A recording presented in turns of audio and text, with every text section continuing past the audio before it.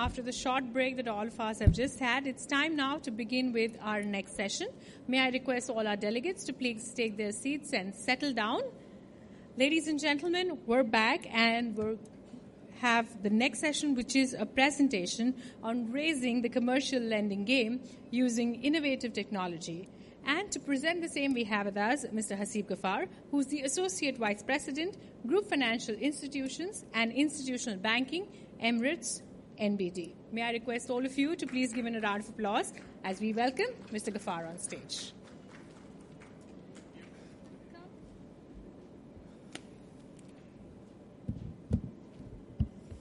Good afternoon, everybody.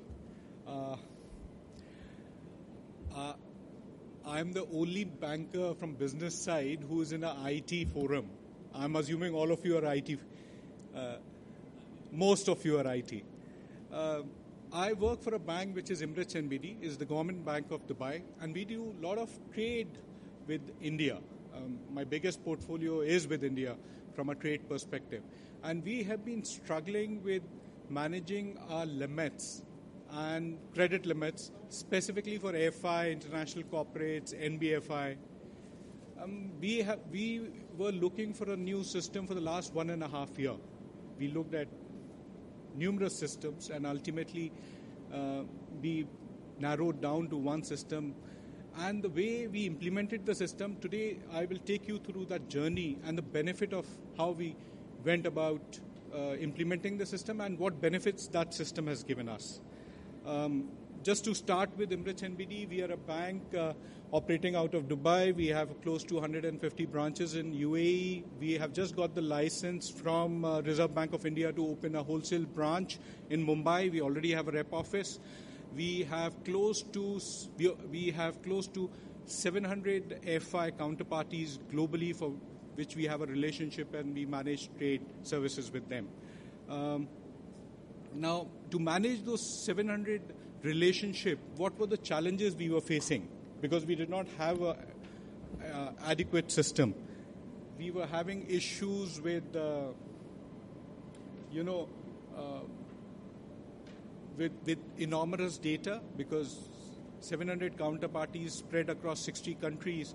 There are different regulatory requirements, there are different geopolitical issues. All those were being managed, if I would say, out of Excel. With rescue, and I think these are the challenges which most of you as a bankers must be facing when you're doing your taking a credit decision and post-credit challenges also. How do you manage your covenants? How do you manage breach in limit? How do you do a remediation? What is your exception management? All that was a challenge for us.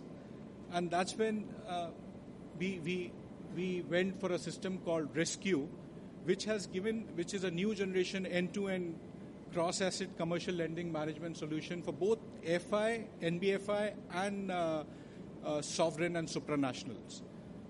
It's an end-to-end credit limit system which has helped Emirates NBD manage its limit rollout and limit utilization. Now, at the touch of a button, we know for a counterparty what is the limit, what is the utilization, what is the pipeline transactions which are there. The system has given us that much visibility. It's a web-based system. We can also access it on our handheld devices. So all my RMs, all my FI trade guys who travel across the world, they don't have to refer to head office or refer to Excel sheet. They can log in and see what is the limit on Bank Mexico, sitting in Mexico. That is the kind of visibility the system has given us. In terms of any exception management, before a transaction is executed, we know, the management know that yes, on this limit there is an exception which will get created if this transaction get approved. From an operational perspective, it gives us the visibility of how much time the transaction has taken us for approval from start to finish. And it also predicts the next transaction will take how much time. So it has artificial intelligence built in to it. It's very simple and futuristic. Futuristic because the user can define its own limits, product type. We don't have to go back to the vendor. We don't have to go back and get the system changed. User can define it. For us, it's been good. What are the specific benefits which we got from the system? Now I have a visibility where I can see my FI limits and utilization in 360 dimensions. I know exactly if I want to know what is my limit on Indian banks and what is the utilization as of today, what are the transactions which are pipeline in the next 7 days, that's the visibility the system has given us. And it's very easy for it to integrate with my other system. It has got integrated with Finacle. We use my core banking is Finacle, and for treasury we use Calypso. It was a seamless integration with those systems also. It has an excellent report module, so much so that my wholesale bank management on a daily basis gets a complete snapshot of the exceptions which were created previous day, EOD. For us, it was something new, something very exciting, and that's why we thought we'll present that in this forum. Operational ease, it's a flexible workflow. User can define and see where the transaction is. And to top it all, it has a management dashboard which tells me what are the transactions which are outstanding at very levels. So it has a workflow. The workflow, 5 steps workflow, the management has complete visibility of what are the transactions which are outstanding at what workflow and for how long. This is given a complete new dimension to my management because now everything is crystal clear. I will talk about admin flexibility also. Before that, I'll talk about real-time credit breach and remediation. So if I have a LC which is originating from any of your banks and you want me to confirm that, my RM can actually go and do it instantly through the system. He does not have to refer to head office. He does not have to refer to any other system. He will know exactly XYZ bank in India. This is the LC. This is the tenor. It's meeting all the credit requirement. Click of a button and the transactions goes for a processing. Our turnaround time with this system implementation has decreased from any day, 1 working day to now few hours. LC confirmation or a guarantee issuance now takes close to 1 to 2 hours if everything is in order. Earlier it was taking us 1 hour because it was a manual process. We had to refer to Excel and then figure out if there is any other pipeline transaction. Now the pipeline transactions are also there. The RM goes, look at the limit, look at the transactions, and it's approved. The other good thing we found about this system, and we had asked the vendor to build that for us, is the business plus the business admin should be able to do all the admin of user access right, delegation of authority on their own without referring to anybody else. That also has been very helpful for us. Plus, it has an inbuilt RAROC model. So each transaction which we approve has to have a minimum RAROC. That the system generates, and that's also very helpful for us. For Emirates NBD, Rescue has been a game changer. And the way we implemented it, we started the implementation sometime in Jan. When we say implementation, we looked at BRD, business requirement documentation in Jan. And that's when I involved all the stakeholders, from my operations to my finance to my IT to my GOPS, which is process and process department. Everybody was involved from initiation of the project. They were not brought in later. And that we realized has been a big plus, because then the project implementation has been smooth. All stakeholders were aware of the benefits of the project, and that's why they worked towards delivering that project on time. So from Jan, we delivered the project in November, which was a record implementation in Emirates NBD. Seamless. We have been working for the last 2.5 months, and it's been going very well. Any questions, any clarifications? I keep the forum open.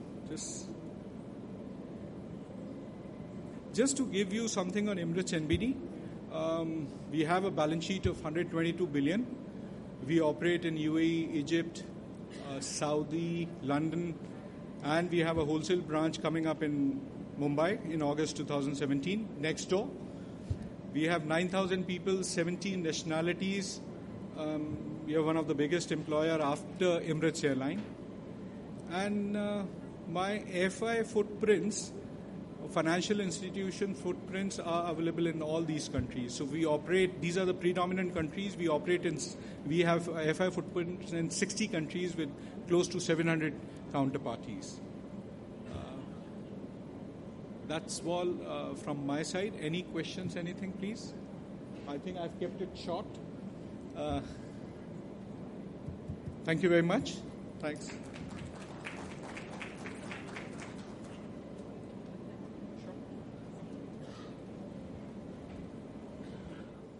Thank you very much, Mr. Ghaffar. And with that, ladies and gentlemen, we shall now move forward to the panel discussion on adapting emerging technologies for enhanced customer experience. And through the panel, we're going to have inputs by Mr. Haseeb Ghaffar. So I'm going to request him to please be with us on stage as I invite the other panelists as well. We have with us Mr. Amit Saxena, who is the Deputy Chief Technology Officer for e-channels at the State Bank of India. Let's put our hands together. Welcome, Mr. Saxena. We're also joined by Ms. Aruna Rao, who is the Chief Technology Officer at Kotak Mahindra Bank and Group Companies. Let's put our hands together and welcome Ms. Rao. Mr. Madhivanan B., the Chief Technology Officer and Digital Officer at ICICI Bank. Let's put our hands together. Welcome, Mr. Madhivanan. Mr. Rajneesh Khare, the Head Digital Transformation, Social Business and New Media and Mobility Banking at HDFC Bank.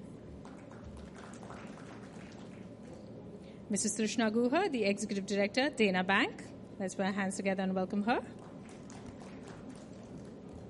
And to moderate the session, we have with us Dr. A.S. Ramashastri, the Director, Institute for Development and Research in Banking Technology and Chairman, IFTAS. Let's put our hands together and welcome Dr. Ramashastri.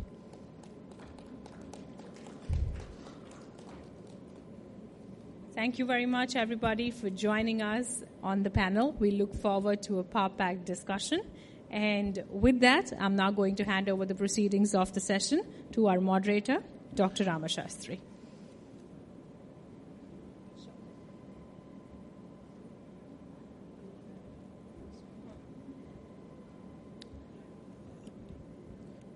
Good afternoon to all of you. The theme of the whole conference is Future of Banking in the Digital Era. I think the word digital era may not come anymore. It is future of banking means future of digital era only. I think today banking means digital era. That's where we are moving. And this particular session in the whole thing is how do we enhance customer experience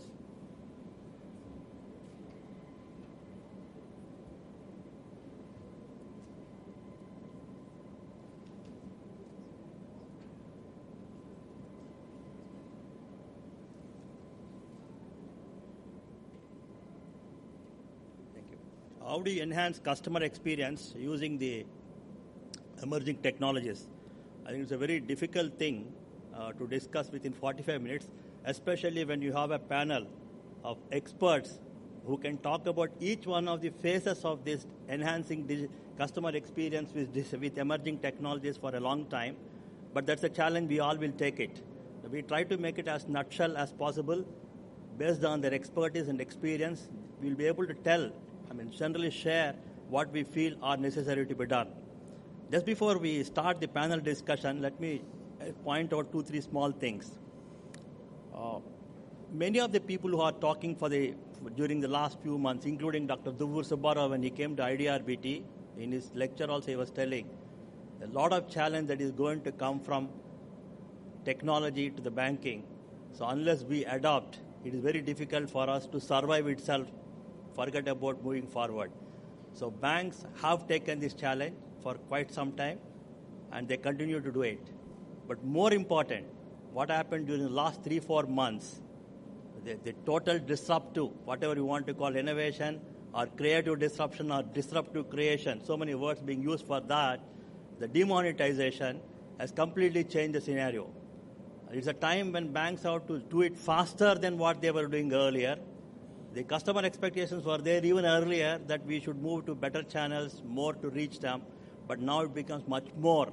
And most of the banks are working individually and collaboratively to ensure that we meet this challenge. And we have these experts with us to share with us what they are doing already, what they might do in these particular circumstances. So what I would like to do is throw open a few questions with each one of them. I won't call them questions, but it's an issue that is there. And each one of them will give, based on their expertise and experience and various things that they know, what they are looking at, some of the important areas related to customer experience enhancement using technology. In fact, we can go beyond and talk so many things, but this seminar, this conference, as I see, has several sessions which talk about many more things also. So we would like to confine ourselves to the emerging technologies which are actually impacting the customer experience. So that's how we would like to take it up. The way we would like to go about is, we would like to raise with each one particular issue, and they will talk to about 4, 5, 6 minutes, and later on we try to sum it up, and depending on time availability, you can also interact either through this forum, or since it is an open thing, when we go out also we can discuss. So I would interact with each one of them, and all 6 of them have got wide experience in different areas, so we should be able to get good perspective of the entire topic that is going to be there. With this, we'll start the panel discussion.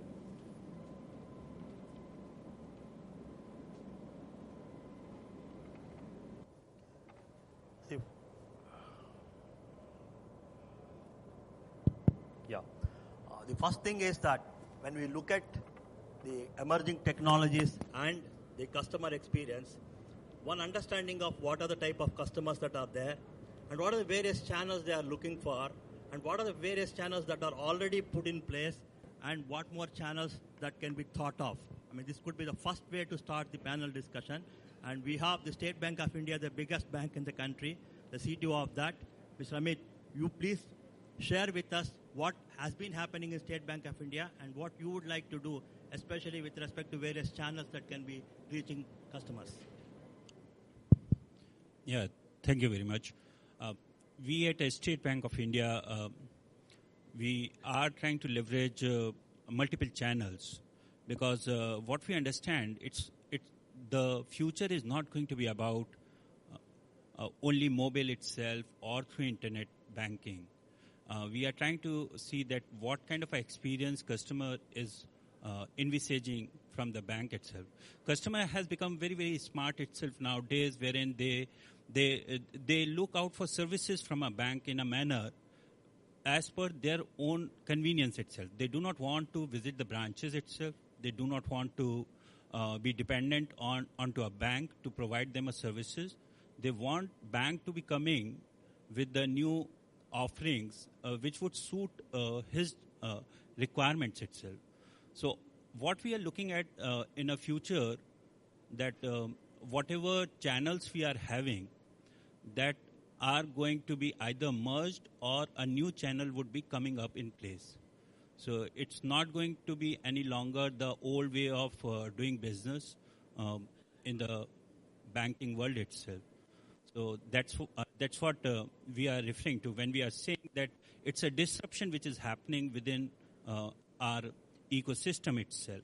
And all the banks have to appreciate and we have to embrace this change itself.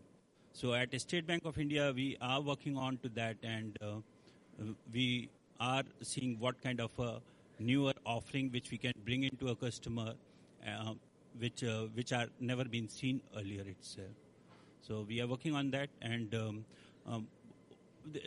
e-channels, when it comes to offerings on e-channels, what we have seen that the way customer behavior is changing. And when we talk of millennials itself, a segment wherein our country have got those millennials which we segment them as age of 18 to 26 itself. They they do not want to do anything. They do not want something which they have to go to a bank branch and do something. So those changes, I believe KPMG talked about it, that there are ways and means wherein this banking should be provided onto channels which are never seen earlier itself. So, that is a disruption which is going to happen. I'm aware that a lot of people, lot of my fellow bankers are doing it, and we at SBI are also looking forward to doing a lot of those things in that manner itself. So millennials are not going to be very much restricted by the same old channel itself. So they are much more faster on WhatsApp than of kind of doing anything. So we have to find out means and ways where we are able to engage them. And the customer journey, as we talked about, customer journey, we are looking at a 360-degree view of a customer journey, that whatever a customer wants itself, it's not about the loan itself, as we have said earlier, that it's not only about the loan. What customer want, from where his journey starts. If we are not going to engage a customer from that point itself, and till the time loan is disbursed and he goes and then EMI is being paid, that is the old way of doing things, and this is bound to change, and this is changing within our country, and we are working on that this change is being embraced at State Bank of India. Thank you very much. If you want to add something. No, so I had a slightly different take on this bit of channels and customer segments. See, banking has always looked at from a centricity of a branch. The branch defined what a bank stood for, whether it be the head office or the branches.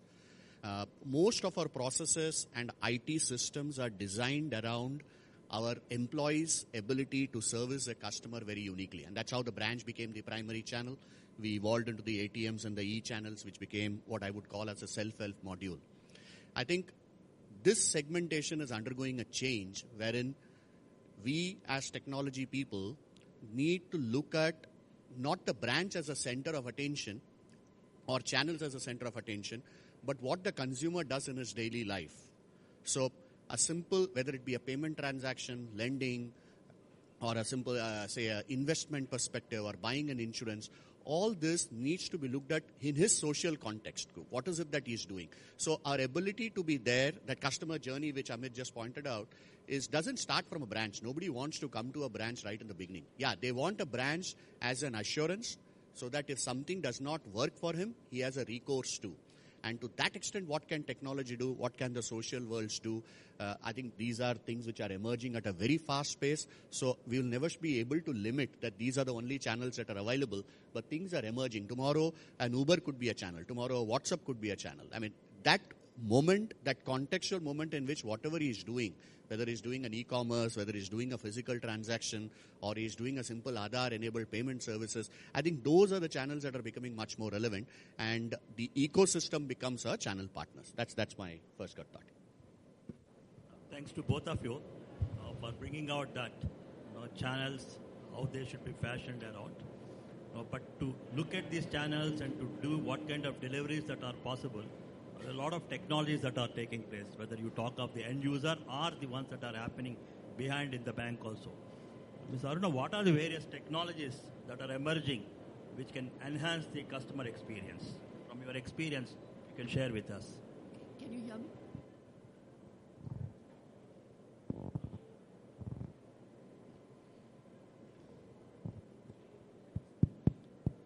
Hello, can you hear me? Yeah, okay, great. So I'll try to respond to that by actually giving you an example of an incident in my, own life, in my personal life. But, it could easily be equally a use case in a corporate banking scenario.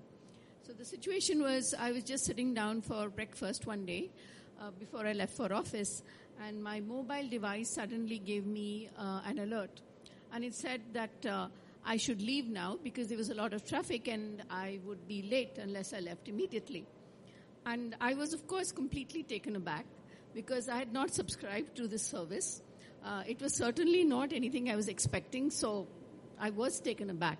And my feelings towards it was a little ambivalent, and I'll come back to that a little later on.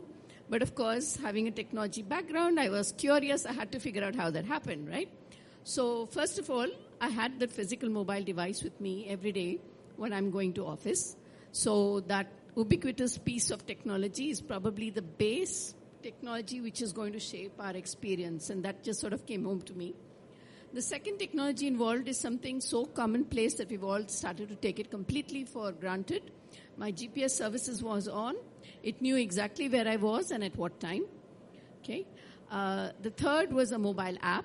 I had opened my sort of Google Maps, and I was charting my route to office on an everyday basis. I was trying out different routes. So obviously all of this data was available about me. But like Mr. Mahapatra said earlier, data is the new oil, but it is the crude oil. So obviously somebody had been applying some form of analytics or artificial intelligence to sense a trend in all of this data. It knew that I left from location 1 at a particular time, got to another location at another piece of time, and this was my daily routine. And they put this together in a very nice use case to giving me this alert. Okay? And of course, they topped it up with a little chatbot because it came out to me in a very nice little message, in a natural language kind of manner. So you can see 5 technologies coming together to deliver an enhanced experience. So I can easily see a similar kind of use case where a bank can deliver an experience to a customer when he walks into a branch, when he comes in using a beacon, other kind of things, and put it together. But before I get into that, I just want to dwell a minute on my feeling towards this whole experience. Ambivalent.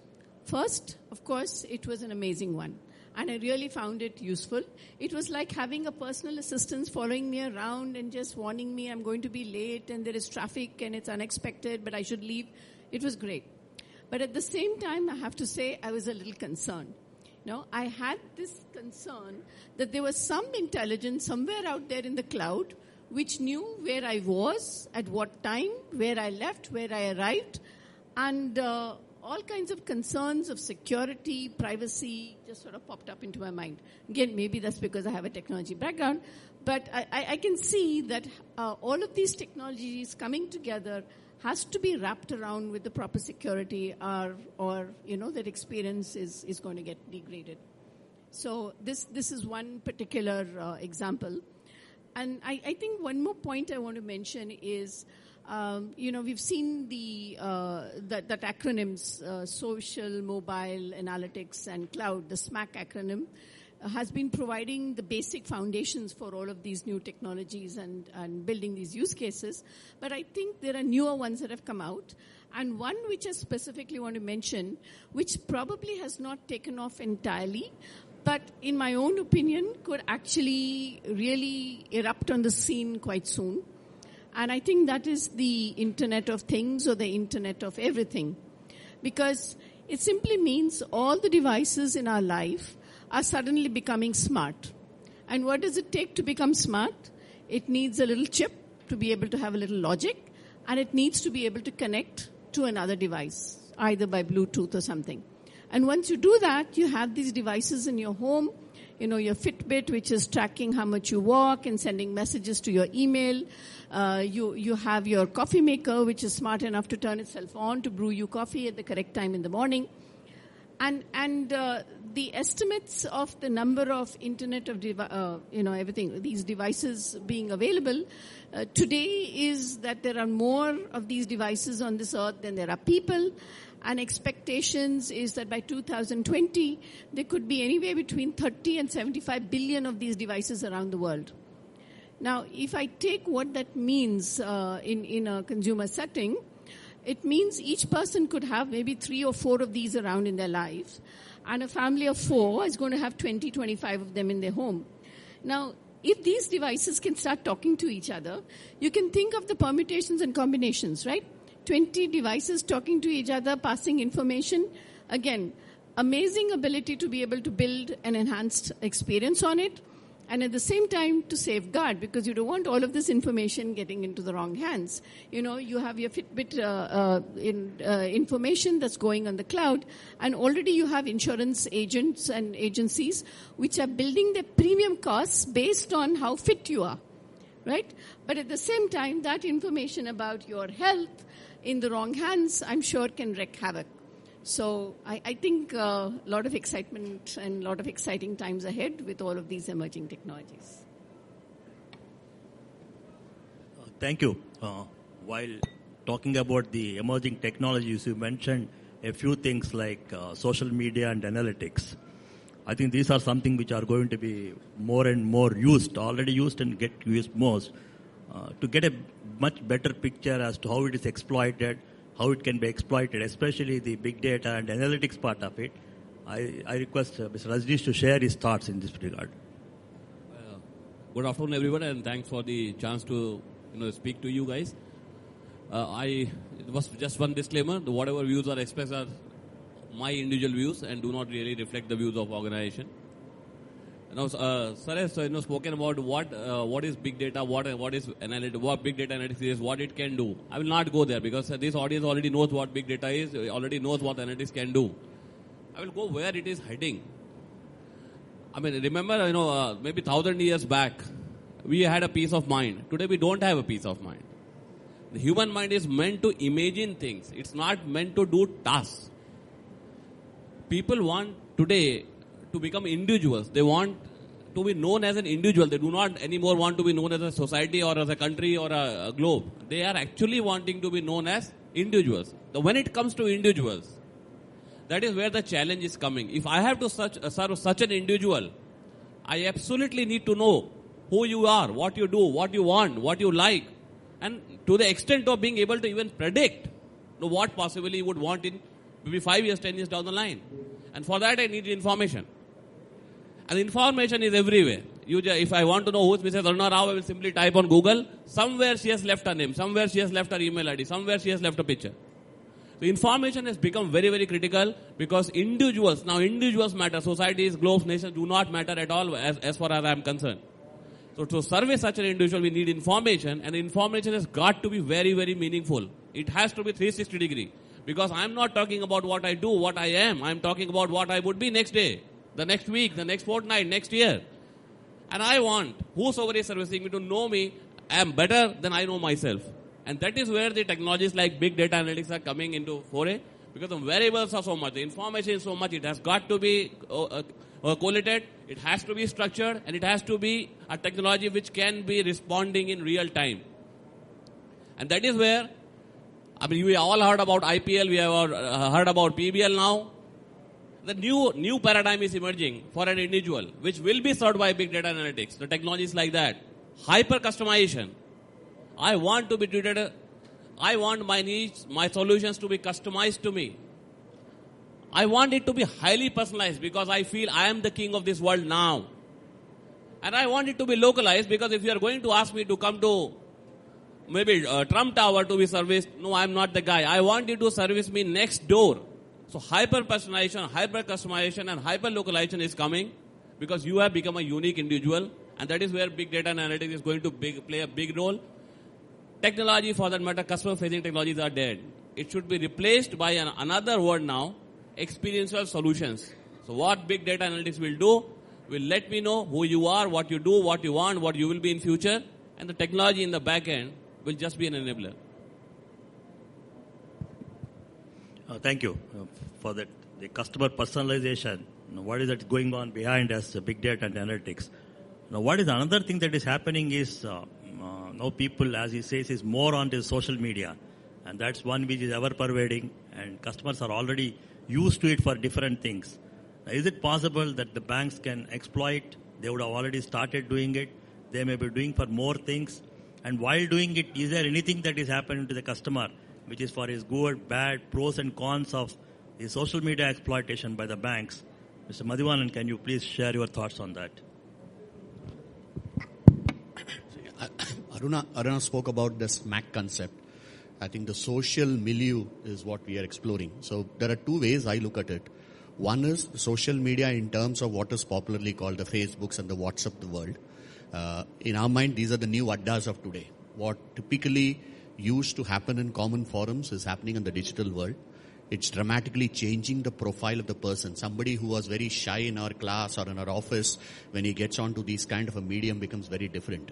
So what is realizing is everyone is starting to have a physical avatar and then a digital avatar. And what is it that a bank can do? What is it that financial institutions can do to hear from these media and then try to build propositions, anticipate context, and thereby build solutions around it? Like Rajni spoke, or what is that experiential solution that can be created out of what these new mediums which are doing it? One thing is very clear. It is a media which is there to be there. Now, whether we treat it as a media, we treat it as a mechanism by which people interact, is for the banks to take a call on. In our mind, we look at social media as a very new definition of KYC. KYC in a banking term is always looked at it from a regulatory perspective, something that you have to do. In the world of social media, in the world of digital media, KYC has become what I would say genuinely knowing your customer both in spirit and in letter. The kind of inputs that you get out of that social ID, if you were to go to any login, now people do not log in. I'm not talking about the banking world, I'm talking about the digital world.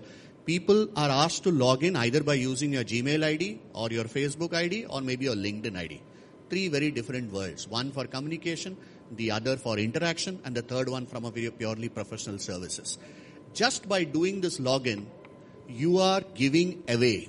And like again, Aruna pointed out, you're inadvertently or very consciously giving away your entire profile of what you have built over, let us say, 5, 10, 15 years. The way you communicate, the people in your contact list, etc., etc. Wealth of data from knowing your customer perspective.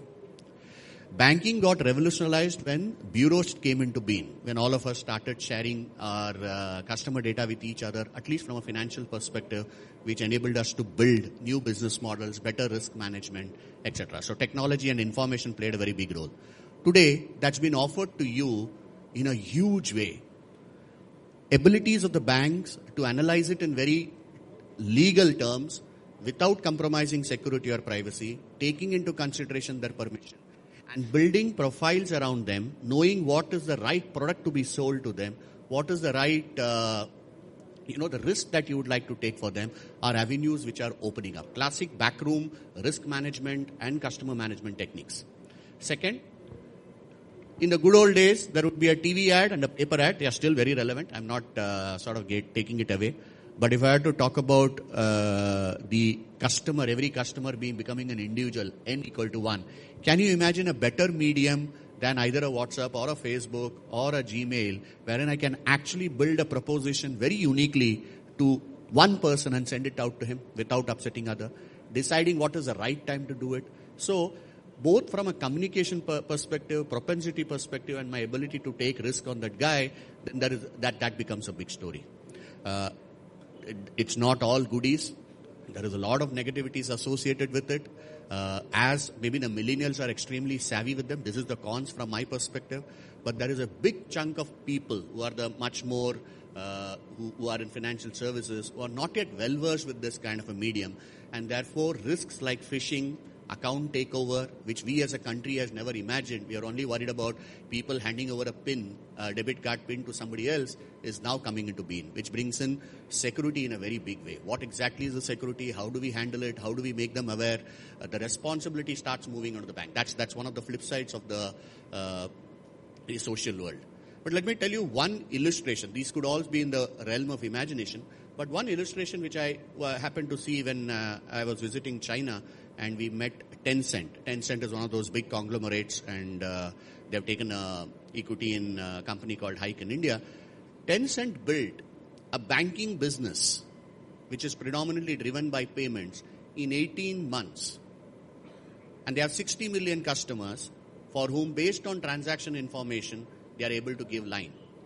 And they could do it just on the basis of one platform called WeChat, which is the WhatsApp equivalent in China. WhatsApp is not allowed in China, so WeChat is like a virtual monopoly. If you're not on WeChat, if you get disconnected in WeChat, it's almost like your life has come to an end. That is the extent to which social media has penetrated into people. And imagine if you default on that guy, if he gives you a line of 10,000 or $1,000 or 1,000 RMB, and you default on him and he cuts you out of WhatsApp at the equivalent of WhatsApp, which is WeChat. What could be a bigger detriment than him to sort of continuously pay? So experience, risk, ability to be very suitable is all been defined. And we see in 18 months they have built a business which is much larger, no front-end channels. So I think that's the extreme to which on one side it can be a risk management tool, it can be a propensity tool, it could be a business building tool. But on the negative side, you are taking a lot of accountability onto your own hands. You are getting data which the customer would have never told you. Maybe you can use it for experiences like what Aruna experienced. You can use it for completely negative experiences which could devastate your entire identity. So that's in my mind what social media will do as we go forward. Thank you. We were just discussing about the channels that are there, technologies that can be used, and analytics that drives behind, and also social media exploitation. But while doing it, there's one important thing that should be kept in mind. A customer experience is good as long as things go well. And things go well provided adequate security is taken care in providing multiple channels, multiple experiences. So banks, especially banks, which actually depend on the trust of the customer more than anything else, how banks are planning, what are the things that they are doing to ensure that the security or whatever is required to ensure the customer trust is in place while providing the experience. I request Trishna to react on that.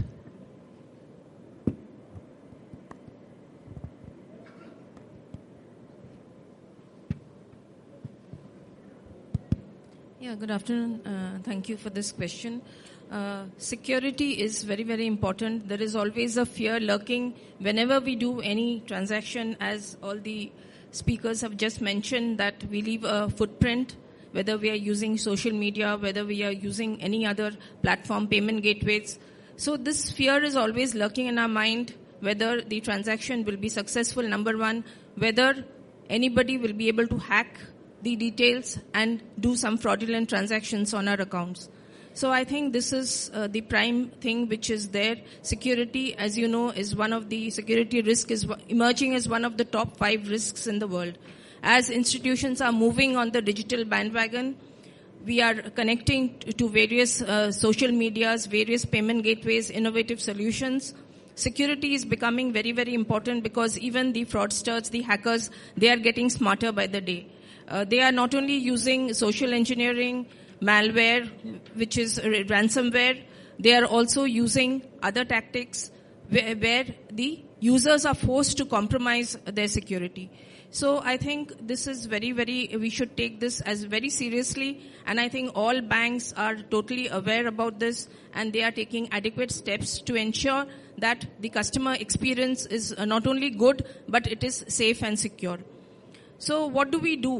Whenever we launch any application, planning is very, very important. When we are planning, we take care of not only the total infrastructure, we also look at the security controls at the various levels, whether it is the perimeter devices, whether it is at the application layer, whether it is at the endpoints. So this is the first thing we look at.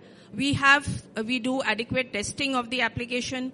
We also have the vulnerability assessment and the penetration testing being done by outside agencies, internal as well as outside auditors. We have auditors in place who do this task for us, and they tell us what are the vulnerabilities, and then we try to plug these loopholes.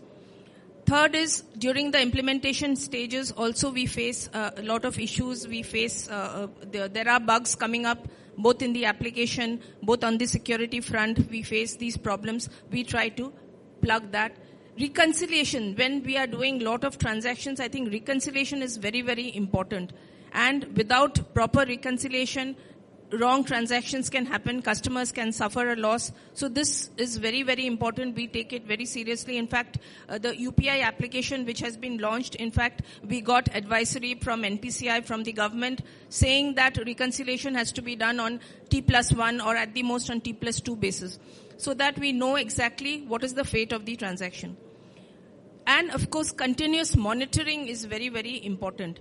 Continuously, we need to monitor whether there are any issues in the application, whether any cases have evolved, and we try to plug it. The formula is PDC, which is preventive, detective, and corrective. So this applies very well to any kind of security environment which we build up along with the application.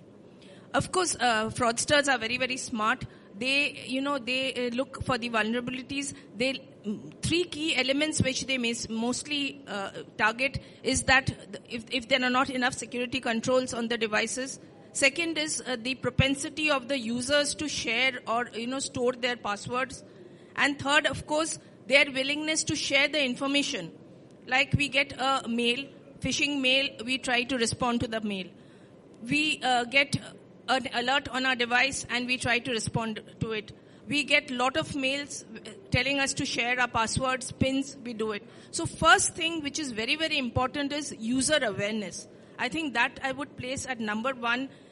User awareness and training is very, very important for any new application. Before we launch any new application, we have to send out advisories to the customers, maybe on a virtual basis, maybe by hands-on training, maybe classroom training, but this needs to be done. Without this, we face a real problem.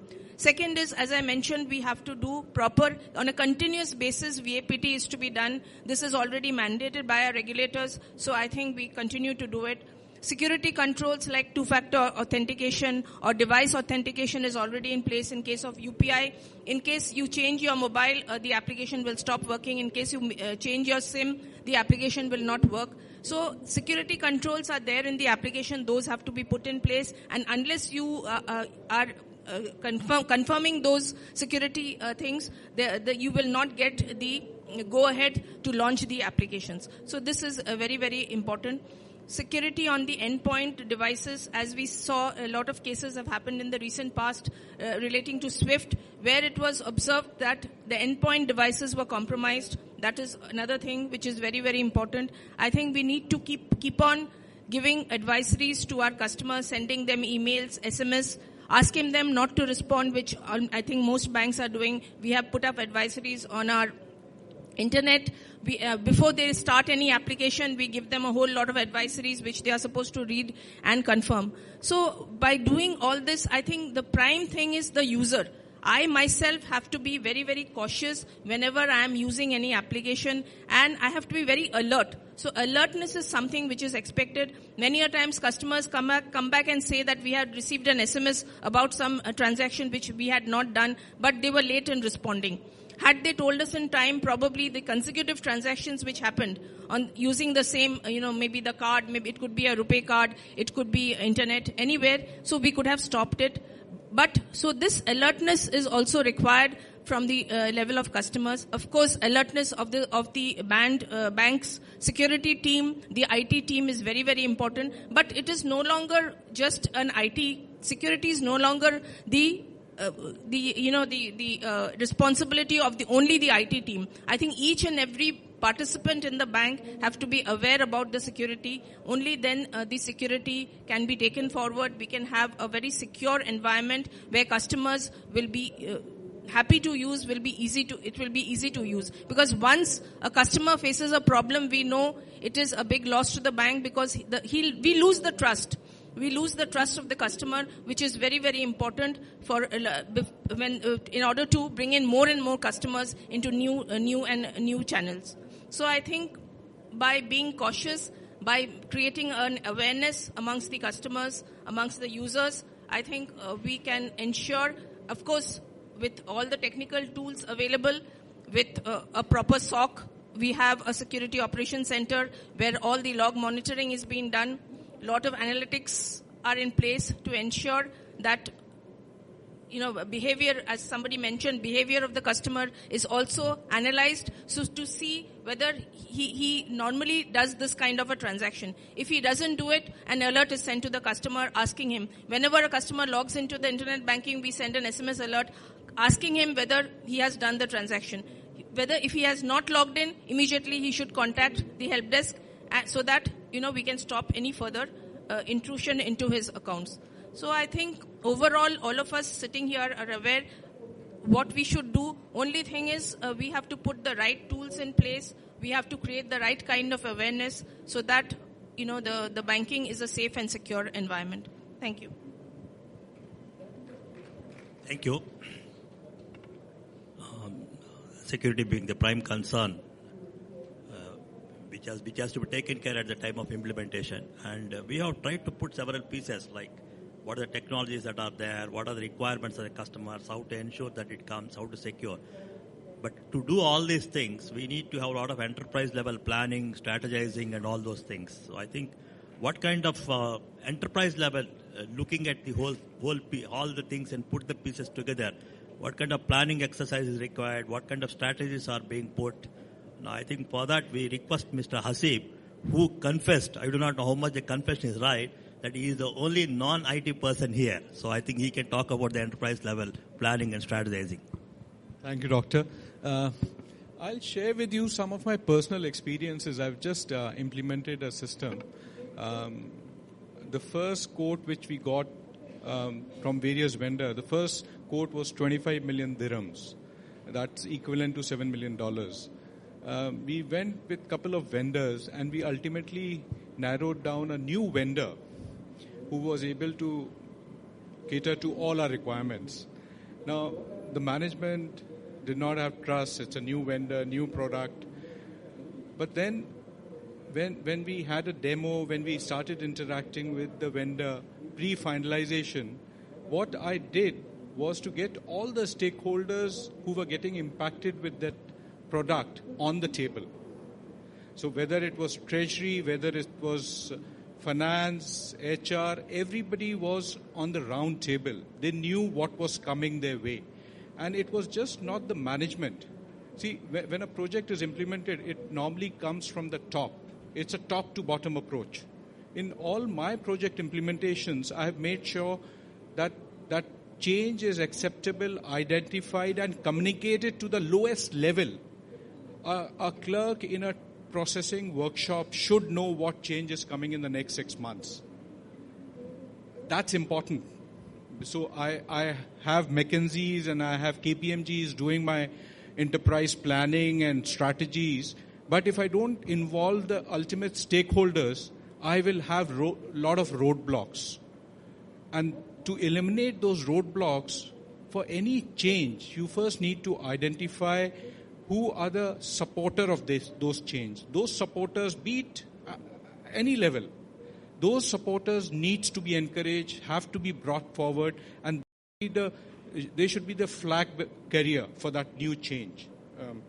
This project, which we assumed will take 12 months, took 9 months to implement.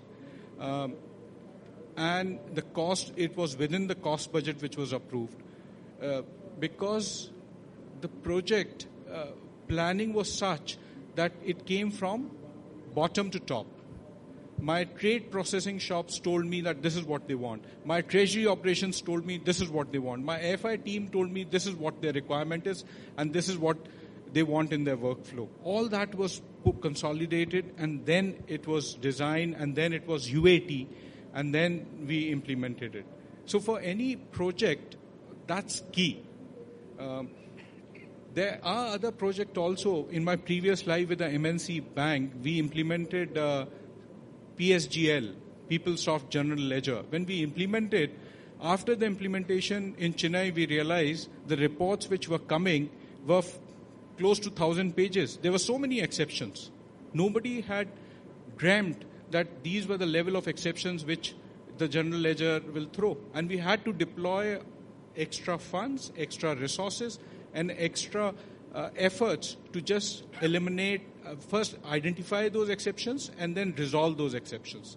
So any project planning from an enterprise perspective needs to think, the project manager needs to think through the entire end-to-end process, ensuring that the stakeholders are all involved at all levels. They should not be just brought in at, this is the UAT plan, 3 UATs, you need to do UAT. No. That you need to get them in a room, get them involved in what is the product going to deliver, how is their daily life getting impacted. In this project, the trade processing, just to give you an example, the trade processing guys used to come in a bus and they have to be in office by 8:45. We made sure that the bus timings are changed to 8 so that they come 45 minutes earlier and do the UAT before the start of the day. So we went down to that level, and that helps. And that really helps in making sure the project is successfully and timely implemented. Thank you. Thank you. So, with a little time left, now what I would like to do is one last half a minute view, because we have heard each one of us. Each panelist can say about, in whatever few words that is possible, what you are looking at the future or things. In that, I just want to add one question. See, technology is changing so fast, and technologists understand and try to build systems, but you have to carry the other stakeholders. One of the stakeholders is the business people who may not be as much tech savvy as the technologists are, and the entire staff in the organization which takes little time to understand the new product and to give it up, and most importantly the customers with whom we are talking, how quickly they can adapt to a product, because no product may remain in that form for a long time to come. So each one of you, right, starting from you, can quickly react to this point and any other thing that you would like in about 1 minute time. Okay? Thank you, sir. I will just take a cue from what Ms. Krishna just said. In today's era, if we, as the bankers or the entrepreneurs, we have to go to the consumer is not going to come to us. So the model is extremely simple. Customer should not get worried about security. He should not be asked about using certain ways and means to secure himself. Just go for the most simple model. Everybody has heard of the BBC radio. I just extrapolate that model. Biometrics is already there. Blockchain has arrived, and conversational banking using artificial intelligence and natural language processing is also there. Biometrics will secure an individual without him having to do anything. Blockchain will secure the process through which he is going to communicate to the entity. And the experience remains the last frontier, and that is where the artificial intelligence or a natural language processing, an example would be a chatbot is coming. I would say, let's not stand advisories, let's not educate customer about security. Let's do the BBC model, biometrics, blockchain, and conversational transactions. We are all safe. Very interesting, yeah. Okay, so I would think that we've heard that there is a lot of discussion. In fact, the noise level in the digital world is very high. A lot of people are constantly thinking about it. So I heard Eric trying to define digital. And to me, I think the main thing is it has changed the paradigm of various businesses and definitely financial services and banks into understanding that customer is really at the center of the business. Banks traditionally have talked about products. We arrange ourselves as treasury and corporate banking and consumer banking and not. But I think the main thing that digital has changed is that it has made us all realize that the customer has choices. He will do what he wants. We have to woo them. As you said, they're not going to come to us. And that's the main paradigm shift, I think, that the digital has done. And to some extent, I think that is also helping us unify. Dr. Ram Shastri was saying that, different stakeholders have different views of what needs to be done.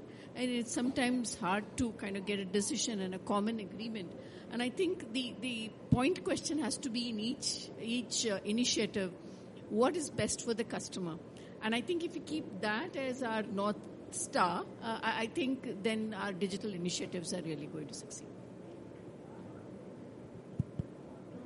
We have talked of customers, but we also need to think of our internal customers, that is the staff the banking staff, they have all to be brought on the same page. All are not, as somebody mentioned, some are just users of technology. They are not experts. So we first need to, have an internal training of what the bank wants to do, because a lot of products we have introduced in the recent past with this digital thrust by the government. We have been launching product after product, but I really doubt whether everybody knows how to use these products. So usage and, as I mentioned, training is very, very important. Yes, biometric authentication will help to a large extent, especially the kind of users whom we are now targeting. The people in the rural areas, not so semi-literate people, they would be very, very comfortable if they were not to remember their PIN, just do a biometric authentication, which many devices are now being made capable of. So far, not all devices are capable, but I think slowly, with UIDI opening up, definitely this is going to help in a big, big way. But one thing we have to remember is everybody should be brought on the same page. Otherwise, the whole technology implementation will not be successful. I'll try to answer the specific question which Doctor raised, which is we spoke about the customer, what happens to our internal stakeholders and our employees. I think the new age bank, the digital bank or the techno-savvy bank or whatever you might call it, if we want to respond very quickly and continuously keep metamorphosizing ourselves, then the classic old methodology of doing a business requirement solution, then there is a technological SRS, and then the IT team will get in. Till the time that other team signs it off, I'm not going to pick it up. We'll do one reverse tender procurement, pick up the guys who are... That model is, in my mind, dying a very fast death. Whether a vendor or a partner is small or big, the entire procurement mechanism is becoming a partnership mechanism. That's from a stakeholder perspective. When it comes to this concept of waterfall/BRS mechanism, the new word, at least whether you call it a buzzword or not, you can interpret it in multiple ways.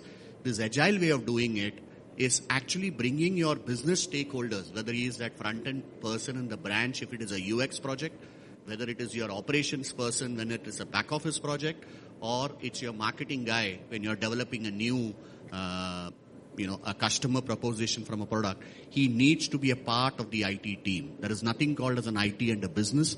Each one of them needs to be a part of that core team, which is a cross-functional team, and therefore that's the only way we'll be able to respond much, much faster and quicker. And the solution, this itself will be also evolved, because each of our customers, we have 70,000, 80,000 employees as a part of our group. Each one of them is a customer. So the employee himself, your ability to understand what he wants and thereby develop it, therein lies the solution.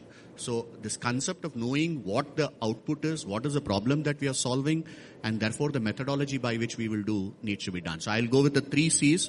There is a need for each one of us to have a competency which will help us face the new world from an employee perspective. There needs to be the capacity. Can the organization structure and the things which were very strong silos in today's world, will it change into a much more flatter organization? And the third is a culture. Are we willing to take accountability, like one of our panelists pointed out, that the end objective is a customer's journey, and how can we make it happen? If I pull that off, then we are on the right way. Yeah. To us, the first thing is simplicity.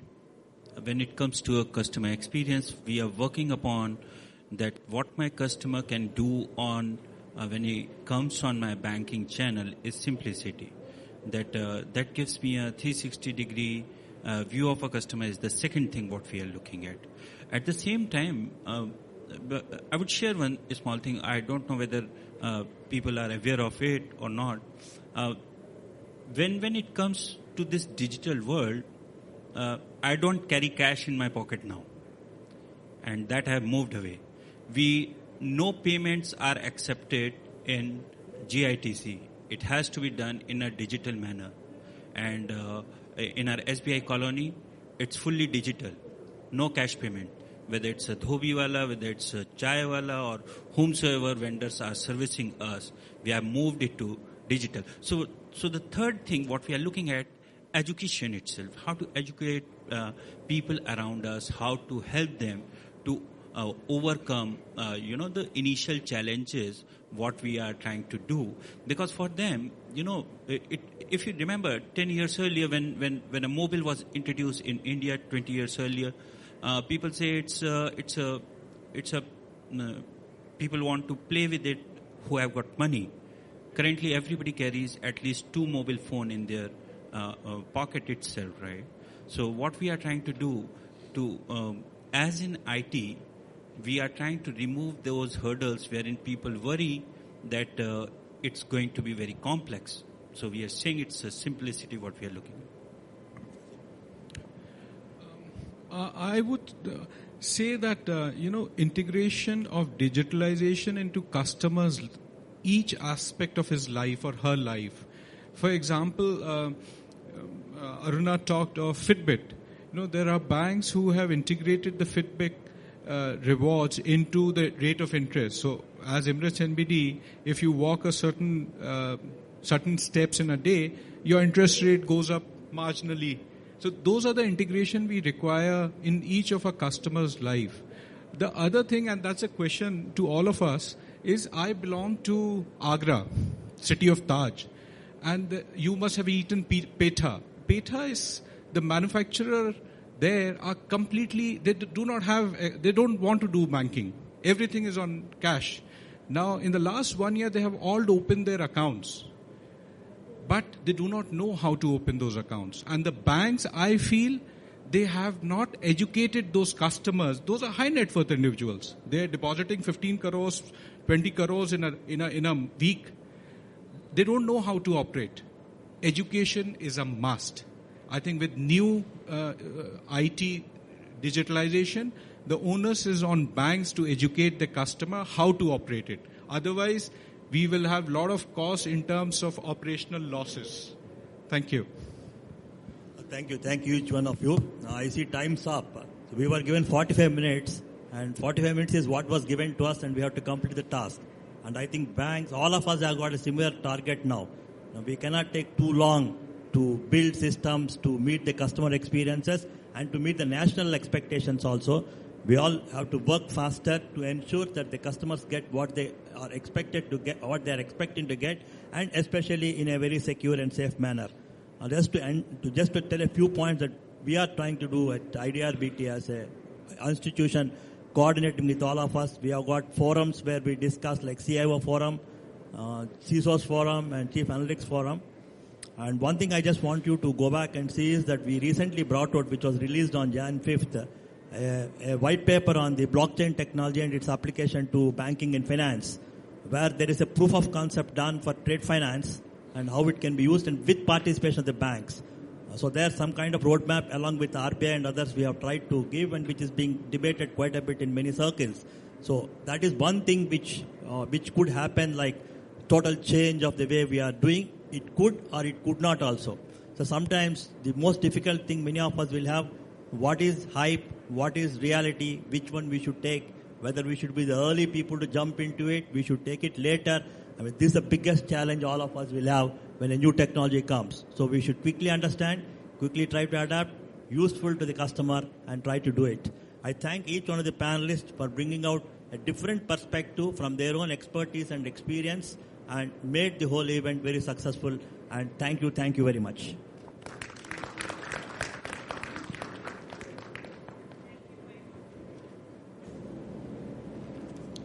Thank you very much, everybody, for your inputs to the session. And after that thought-provoking discussion that all of us have just had, time now to hand over mementos for your valuable input. I'm going to request our moderator for the session, Dr. Ramashastri, to please hand over mementos to each one of our panelists. Ladies and gentlemen, we request you to join in with a round of applause as I request Mr. Amit Saxena to please accept this memento. Thank you very much for your inputs.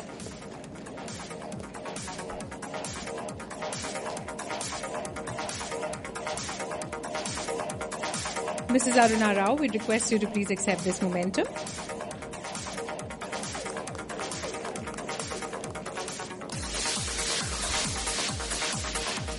Mr. Hasib Ghaffar, may I request you to please step forward and accept this one.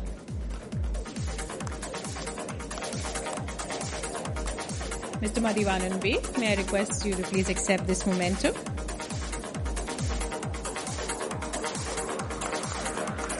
Mr. Rajneesh Khare.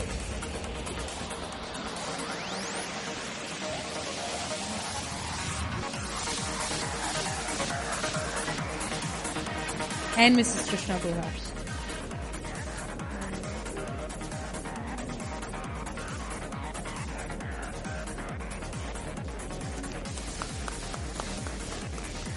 May I request Mrs. Srinivas to please step forward and hand over a memento to our moderator for the session. Dr. Ramashastri, may I request you to please accept this memento? Thank you very much. And now for a group photograph.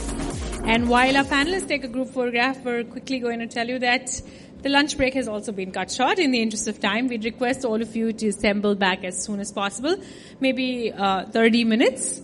And we'll begin with the next session. Our next session that we look forward to on the other side of lunch is alternate channels versus revenue generators, which promises to be an interesting discussion. So please join us in time so that we can begin with the next session. Thank you very much, everybody. See you on the other side of lunch.